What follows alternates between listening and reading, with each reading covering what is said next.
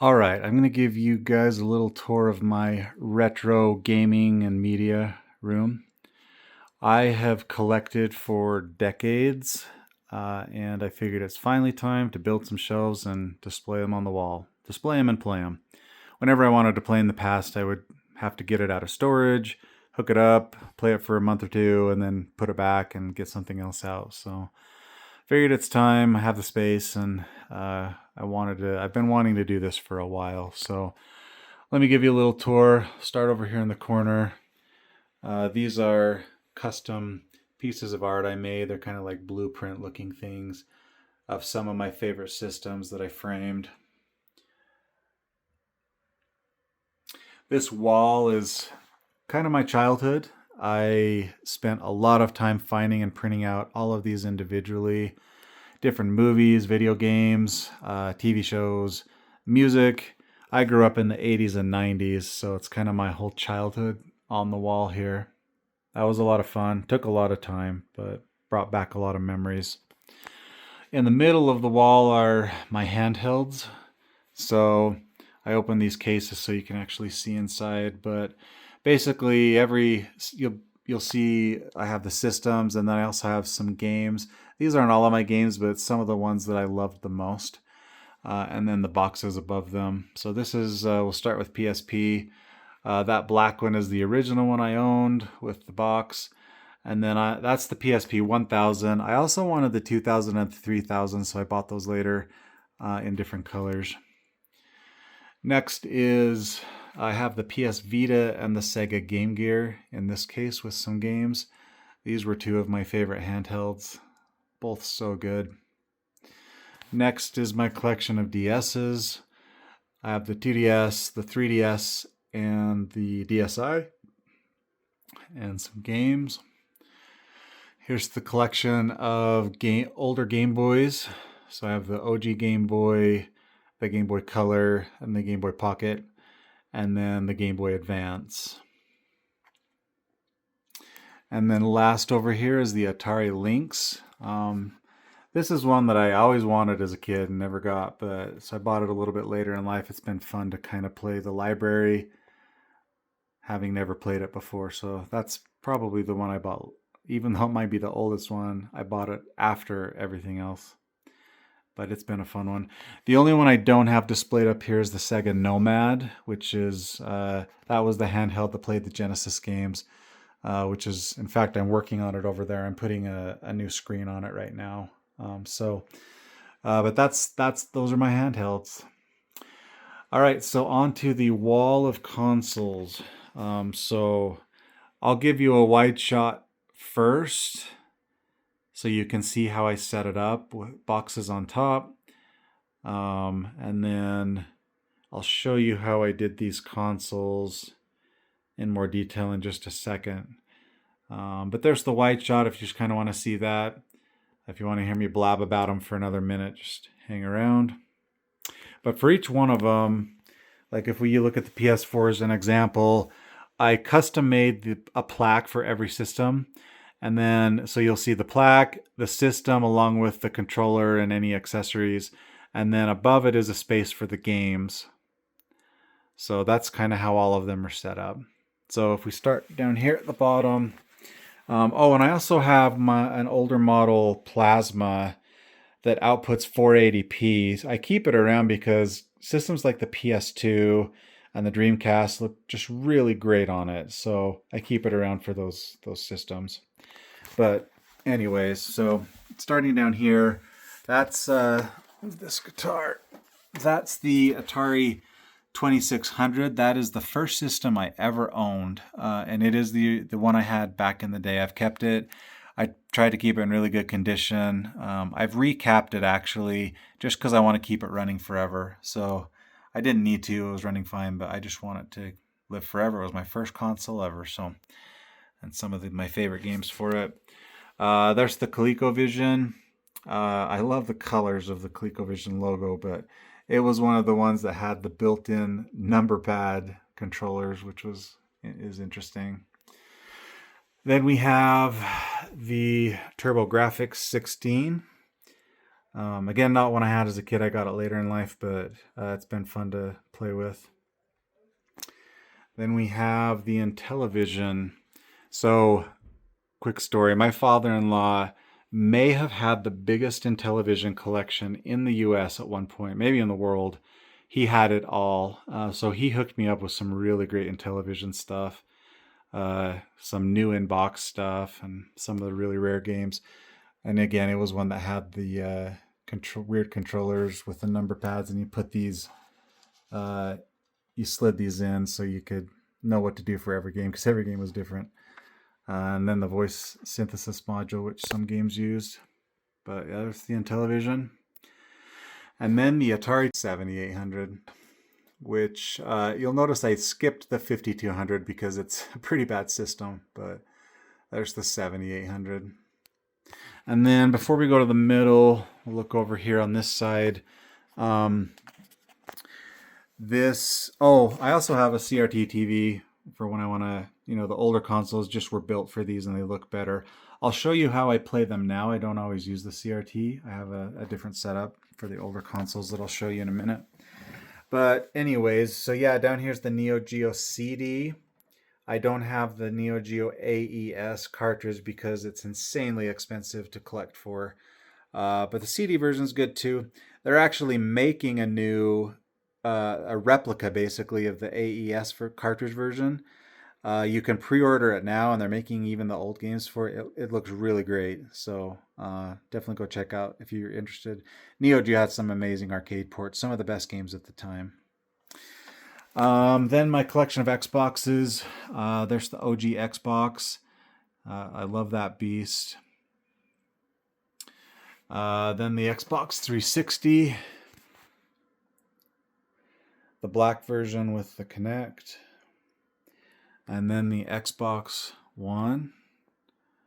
I don't have the Series X because once they stopped doing exclusives, I didn't really see a need for it since I have PC and PlayStation. But so I don't have that one. And then the Lonely Wii U up there by itself. Another system I thought was underrated, but. And then down here I have the Panasonic 3DO.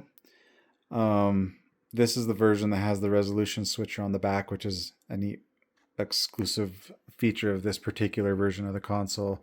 And then it had the massive boxed games, which I find hilarious. It wasn't the best system, but it had some decent games.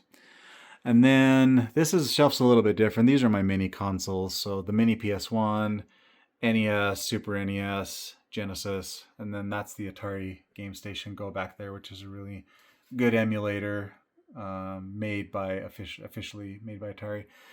And then the Intellivision and the 2600 minis. So, and then on the other side are my Switches. Switch 2, looks like someone took it out of the dock, but there's the Switch 2, and then Switch 1 and Switch Lite. And then we kind of get to the middle here. So I love this because what I did is I put all the Sega consoles on the bottom, all the older Nintendo consoles in the middle, and the PlayStation consoles on the top. I really like how it turned out. So if we look down here, here's the Sega Master System, which played cartridges and cards, both. Kind of an interesting setup. The Sega Genesis Model 1. And then here's this beast, lovingly known as the Tower of Power. It basically combined a Sega Genesis Model 2, the smaller one. It sits on top of the Sega CD, and then the Sega 32X plugs into the Genesis. So there are games that actually use all three together, even though they're not very good. Like the Sega CD Night Trap there uses all three of them. But if you ever want to hear an interesting story, go listen to some YouTube videos about that setup. And then here we have the Sega Saturn. This is one I also never had, but I got later in life, and it's been fun learning that system. And then this one I did play a lot. My friend had a Sega Dreamcast. I love the Dreamcast. Virtua Tennis is one of my favorite sports games ever. And of course it has the big control pad with the VMU, memory card VMU with the screen. really innovative and cool at the time. And then we have our Nintendo section. That's my original NES from back in the day. And the light gun. Super NES, which along with the PlayStation 1 are my favorite consoles ever. And I have the mouse pad and the mouse. I used to love Mario Paint. So there's that. Nintendo 64. I have the red version that I set out to because I love red's my favorite color and I love that version. So, and of course, again, along with the Dreamcast, one of the weirdest controllers ever. The good old GameCube, and it has the Game Boy Advance player on the bottom of it there. And then the Wii. So the white one's the original one I had back in the day. I actually really love the look of the top loaders, and again, I love red, so I got the red top loading version too. And then lastly, we have Sony. So again, best system ever. Right there, the PlayStation 1. I love collecting long box for the PlayStation 1, so there's kind of a little bit of my collection. PlayStation 2 and the mini, what's it called? Mini or slim plate PS2 on top. I also have the Gun Con there because I consider the PS2 the best light gun console ever made. So there's the Gun Con. This is out of chronological order just because it's the only one I have hooked up and play right now. The PS5 Pro.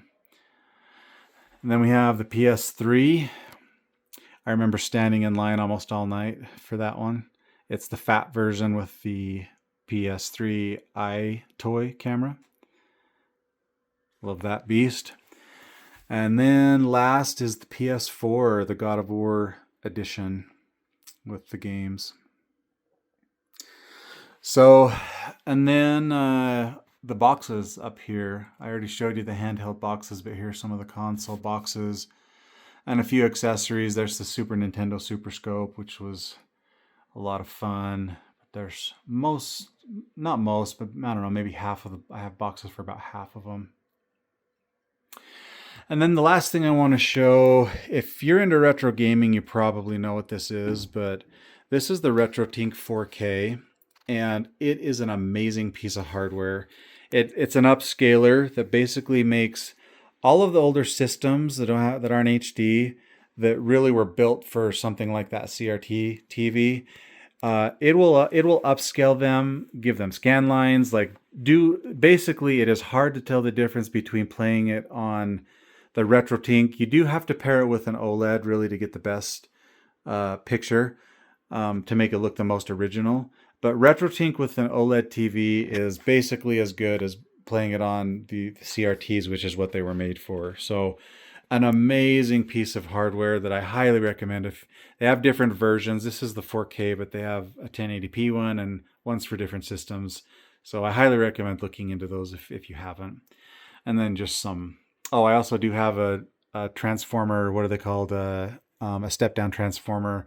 I have some Japanese consoles that need 100 volts, so I don't want to blow them up, so I grabbed that. But yeah, that's kind of it. And the messy cables, but you don't ever see them because they're behind the TV. So you'll also notice the last thing is I don't have cables running to every single system. I don't need to be able to basically change consoles with the push of a button like some guys. I prefer a clean look with no cables. And then when I want to play one, I'm the type of guy that will set a system up, play it for a couple of months before I want to change it. And I have all the cables labeled in bags in my closet. So like if I want to play the Super Nintendo, I'll basically grab it, put it behind the TV, grab the bag of connections, video, power, hook it up, and then just leave it there and play it for a couple months. And then when I'm ready to switch, after that, I'll put it back and grab a different one.